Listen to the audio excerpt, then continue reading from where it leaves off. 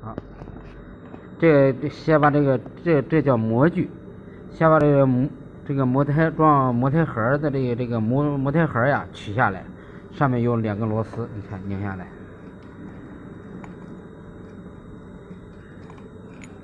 2个压根压着这个模胎盒，这边有2个螺丝，拉丝拉着这个模胎盒呢，然后把这个卸下来，哎，这样模胎盒就取下来了，啊，取下来模具，这就是模具，这是活模，这个一拉就是下来了，然后拿这个，这有2个螺丝，你松一下。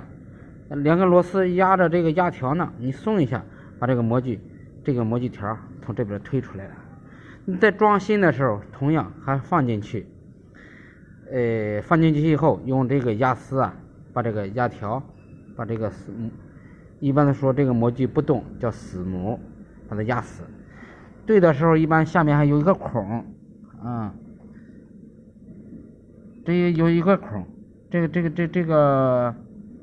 模具上面也有个孔，半圆孔在这个孔的中间，一般是这样对。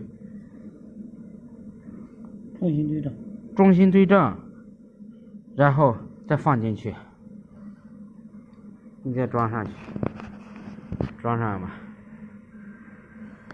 对，怎么卸的还怎么装，哎，又装上去，然后拉丝，把这个盒拉死，一定要上死，不让它动。上面这个压的这个压盖也要上死，这就是模具。怎么换？挺简单。